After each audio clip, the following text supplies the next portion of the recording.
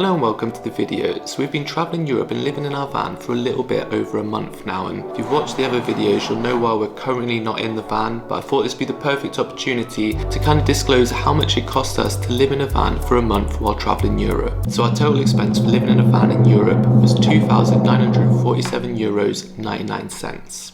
Thanks very much for watching. I'll see you in the next one. Okay, so I'm guessing that number was probably a little bit higher than you anticipated, because it was a hell of a lot higher than we anticipated. So now I'm going to talk you through how we budgeted our money and where exactly all your money does go when you're living in a van. First of all, I'd just like to give a shout out to Petrol wallet. It's an app I use to keep account on all our spendings while we're traveling. I'm not sponsored, but it's a really cool, snazzy app. It's a super simple app to use, and even if you're not traveling and you're trying to save money, I think it's really beneficial and I highly suggest checking it out. You can create as many categories as you want to allocate all your money. So we've created 12 different categories and I'm going to run through those now.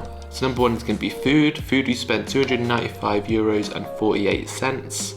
So this is all the food that we bought from the supermarket, such as bread, your milk, your cereal. We didn't actually do as much cooking as we would like to have, usually because of where we were parked up or because of the extreme heat or just being lazy. But if you break this down, it works out around €10 a day or €5 a day per person. So all in all, not a bad start, to be honest. Next we have LPG, which is €246.77. You can probably guess that fuel is going to be one of your biggest expenses when you're traveling and living in a van. So we've roughly traveled around 2,000 kilometers, traveling through France, Belgium to South Germany, and currently in the northeast of Germany. I believe that LPG has actually helped us save some money here, and getting LPG in Europe has been really easy and pretty low cost most of the time. If we had to get petrol, our car is actually a 2.4 litre petrol, it would have been a lot more expensive. Number three is going to be petrol, which is €60. Even though we do predominantly run on LPG, our car does need a little bit of petrol to start up and keep running, so we filled it up with €60. Number four is public transport, and we've been very fortunate since we've been in Germany that they have this €9 travel pass, which is one of the reasons why we headed to Germany pretty quick, because it was only available for July and August. This travel pass basically meant we were able to travel around Germany on public transport, or the majority of public transport, for absolutely free, which saved us a hell of a lot of money. It was only €9 each, and we also caught a couple of trams, bringing our total for public transport to €25. Next up is going to be entertainment. We do like to treat ourselves occasionally, and we've actually been to the cinema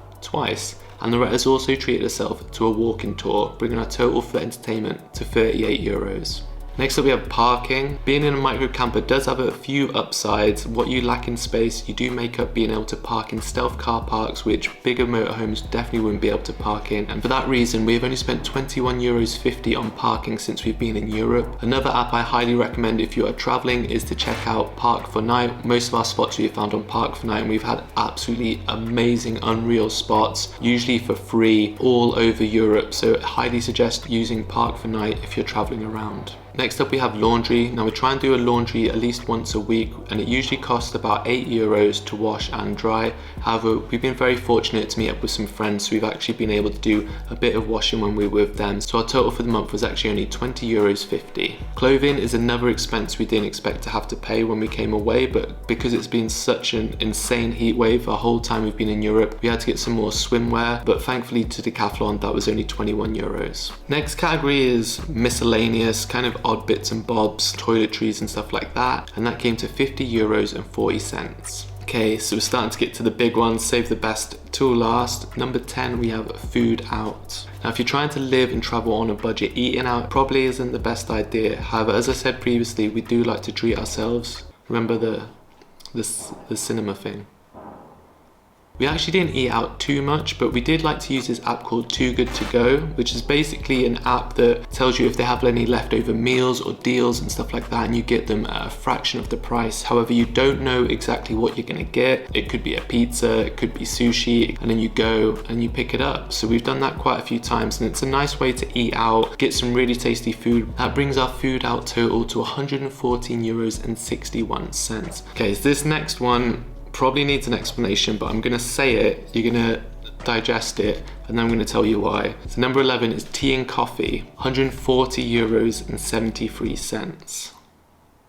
Now, I left this one near the end because it is quite shocking, and we can actually believe when we looked at the app at how much we spent. But there is a reason behind this, and if you work it out, it works out around €4.50 a day, which in most coffee shops is like a coffee. So if you follow the vlogs, there's two reasons this happened. The first one being our solar panel did not work. So this basically meant we had to rely on our leisure battery, which is a pretty big battery, but because it was a heat wave, we've been using like electric fans, and then we got to charge our hard drives, camera equipment, laptops, phones, etc. It wasn't lasting very long, and even the heat started to affect the battery. So basically we ended up going to a coffee shop most days, one to charge up the leisure battery, and two so I could work in a colder environment because it was just so hot inside the van without any fans on. But I couldn't use the fans because we had no battery. Can also go to libraries if you're looking to save money as well. However, sometimes it's just nice to go to a coffee shop. So our final and biggest expense was our car repair, which came to €1,914. Still difficult to say. I'll leave a video here going into more detail about the breakdown situation if you enjoy indulging in other people's pain. That brings us to our total of $2,947.99. However, if you take away the car repair, it's roughly $1,033.99. And if the solar panel had been working, pretty confident we'd be under €1,000 a month, which is what we budgeted. So we only kind of overshot it by a couple of thou. So that's gonna be it for the video. Did you think it was gonna be more or less than we spent? Let us know in the comments below, and I'll see you guys in the next one.